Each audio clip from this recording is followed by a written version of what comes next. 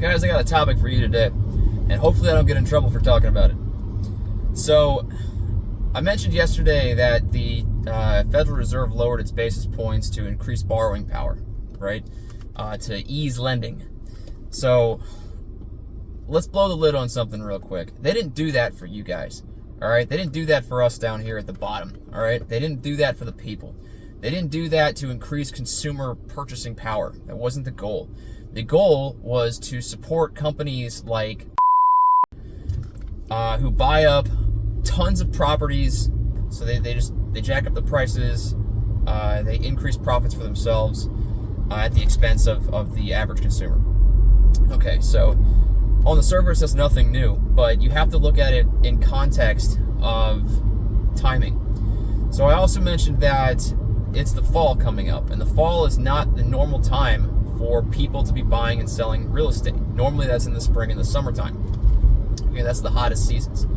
So the reason why the Fed would wait until after that, because if anybody recalls, they were talking about lowering the rates back in the springtime, right? Back when people were actually supposed to be doing the whole buying and selling element, but they waited. They waited throughout the spring, they waited throughout the summer. But when did they do it? Right in the fall, when no one basically is doing buying and selling, right? So what they're doing is it's called loading a dip when you're talking about markets, okay? Especially with stock trading and things like that. It's called loading a dip. So what they're doing is they're loading a dip, and you can buy the dip. That's what you're supposed to do, right? So that's where we'll talk about that later, about what we are supposed to be doing down here at the bottom echelons of society, okay? Because this wasn't done for us. This was done for the guys at the top. So what they're doing is they're putting it in play to the point where they're able to buy up all the inventory that is available right now at a lower borrowing cost while there's not a lot of people, on the market buying or selling. The reason for doing this is asset and wealth transfer. So in order to gut the middle classes of all of their wealth, right? Because let's be honest, the middle classes are the ones that have enough resources, not to say that we're all rich, but the middle class has enough resources to be able to be a thorn in the side of elites who don't want competition whatsoever. So in order to remove that competition from the middle ground, you have to remove any wealth acquisition or resource acquisition from that class, right? So you have to gut the middle out and push everybody either up or down. So you kind of just separate society into two functions, which creates almost like a corporate style neo-feudalistic system. You have everybody that owns assets up here, and you have everybody that rents or consumes access to those assets down here, effectively turning people into rent serfs. We already know that the idea is to ensure that you have nothing and you'll be happy doing so, right? So they'll give you your IV drips of your Netflix and your VR and all that other stuff to keep you happy while you're down here renting all day long, instead of owning assets. So we're at a turning point in civilization right now where we're transitioning from the industrial age into a new technological age. And so there's a lot of chaos, there's a lot of upheaval, but now is the time to actually be able to utilize that chaos to your advantage. You have to be able to read the room effectively and understand when and when not a dip is being loaded in the markets. Right now, a dip is being loaded in the markets. Now is actually the time to buy and sell a house, and don't sell it to the big dogs, right? You sell it to other people so that you're able to maintain asset accumulation and wealth generation for your average Americans, all right? And this goes around the whole world. This isn't just about Americans. This is across the West. This is across the planet. It doesn't matter if you're in Asia. It doesn't matter if you're in Africa. It doesn't matter if South America, North America, Europe. It does not matter. Australia, right?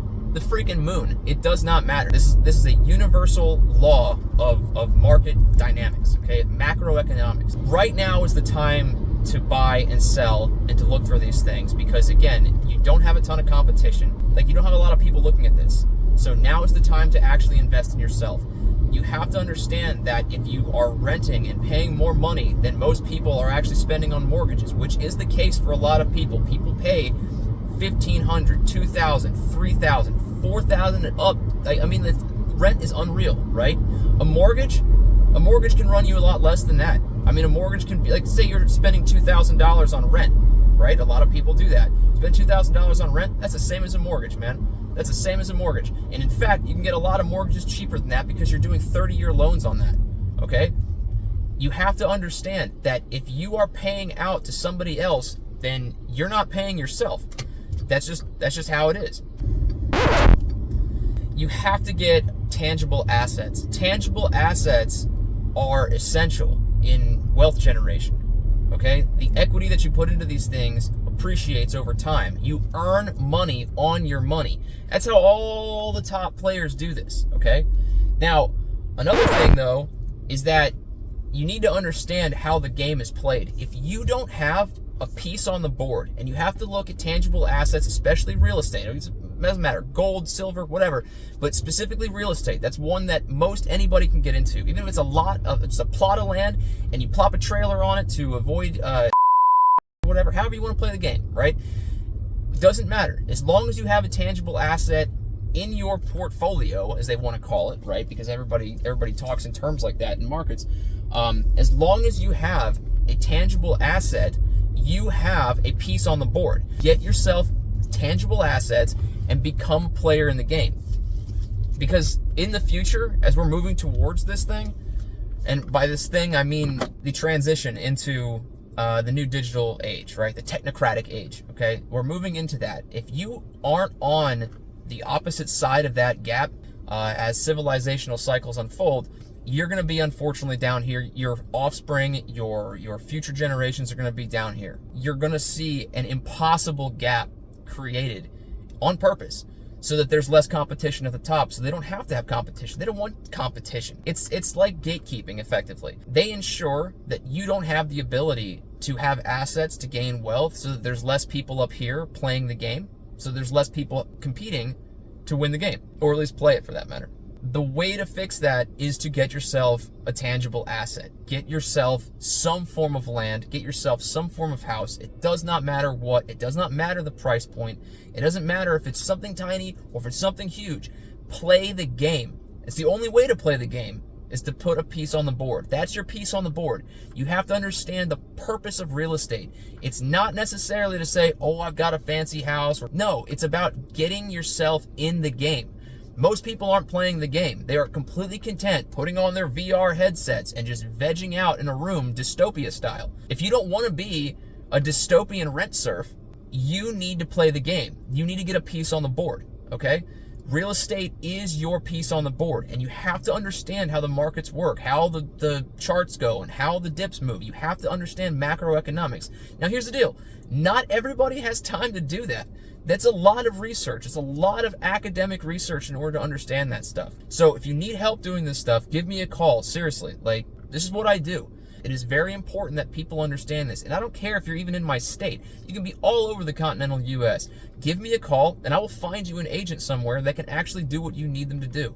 I can find you help, because this is a situation that I see all too often, is that people are trying to mentally check out because they just don't think they have the avenue. They just don't think they have the ability to do this. There's tons of programs. There's tons of abilities right now in that tumultuous, chaotic, transitional phase between the industrial age and the technology age.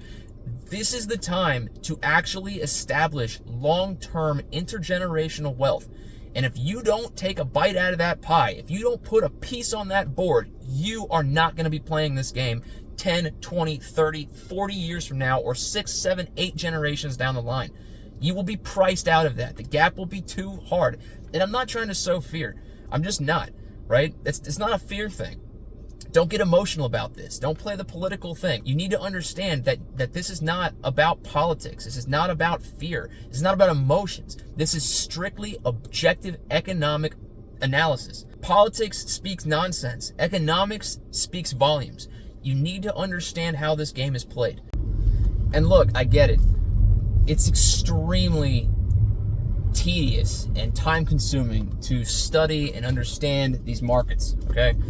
It's like years of research. It really honestly is. Years and years and years of research. As I've said it elsewhere in this thing, but I've been tediously studying markets for the past decade. And again, that's not something that you expect everybody to do. So again, if you need somebody to explain this stuff to you and to get you where you need to be in order to be able to purchase a tangible asset of some kind, give me a call. I can definitely help you out with that. I mean, they don't want you to know this stuff. They want you to be a rent serf. They want you to be a consumer for the rest of your life, right? That's what they want you to do. They want you to consume. They want you to purchase their products. They want you to rent their products. And then they want you to pay taxes, until it's the end of your days. In that sense, there's no way out of that situation. But again, if you obtain a tangible asset, you put your piece on the board. You need that to happen. You need to put your piece on the board, okay? Because if you don't have a piece on the board, you are the piece on the board. Let me repeat that. If you don't have a piece on the board, you are the piece on the board, okay? You're being played. If you're not playing the game, you are being played, all right? That's how this works. So you have got to get yourself a tangible asset. Even if you don't have enough money to buy real estate, which, again, most people do actually have the ability to buy real estate, and they don't even know it. They don't even understand all the programs. Those things aren't made to be common knowledge, right? They're not made available for people to see and be like, oh yeah, I can qualify for that program, or I can do this. Nobody tells you that stuff. You know why they don't tell you that stuff? Because they don't want you to know that, because they don't want more homeowners. They don't want more people to be competition in the game, in the grand game, right? They don't want more competition. They want to ensure that they have less competition by ensuring that you don't even know that you have the ability to obtain tangible assets and put your piece on the board. They don't want you to know that. If you need help figuring out how to navigate these spaces, if you need help figuring out how to get a tangible asset to get yourself in the game, give me a call. And I know I sound slightly exacerbated talking about this kind of stuff, but the reason why is because I see so many people getting over all the time, especially in this industry, man. Like, here's a funny thing, and I'm sure I'm gonna get blasted for this later, for saying this, but the ratings are in, guys. Realtors are less trustworthy than lawyers. People think realtors are less trustworthy than lawyers. Think about that. You know why? Because this is an industry that is just absolutely predatory. It's an industry that's absolutely exploitative, okay? And the reason being is because it's a top-down type of system. All of the realtors down at the bottom are also being exploited. There's so many ads, so many things that are just like, buy this, do this, you want to pay for leads, blah, blah, blah. They will try to nickel and dime you into abject poverty from the moment you get into this game, man. From the moment you get into it.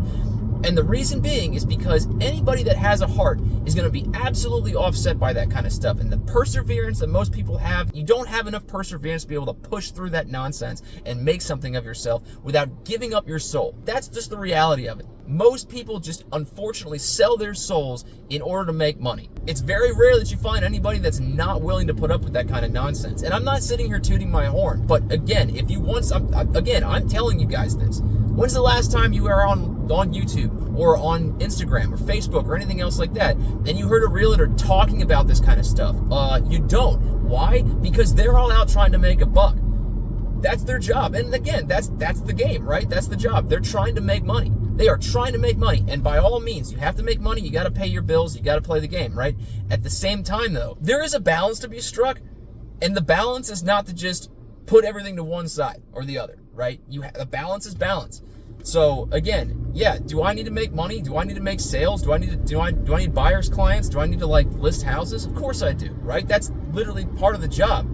At the same time, though, that doesn't have to come at the expense of the average American. And the problem is, though, is that that's usually what the deal is. So again, if you need somebody to help you through this in order to explain these markets, to explain how you can actually play the game and get through stuff, again, without selling your soul. Seriously, I'm actually here for you. Seriously, I actually have your back, because I'm the one who's actually sitting out here talking about this stuff and exposing this stuff, because that's what something. You want to talk about ethics training? They make you sit there so much ethics training, and the one thing that they don't tell you is this.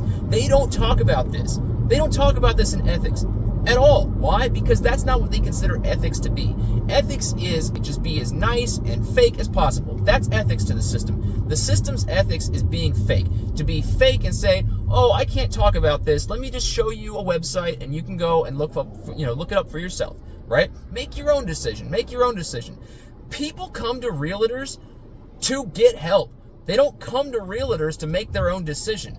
no offense to people that I went to school with and stuff for psychology or whatever, but again, in a psychological evaluation, most of the time it's like 15 minutes long. They sit you on a couch, they literally listen to your problems for 5 seconds, and they write you a prescription. That's it. There you go. Here's some drugs. Dope up the cattle real quick and send them home. You're upset because the system is smashing your spirit?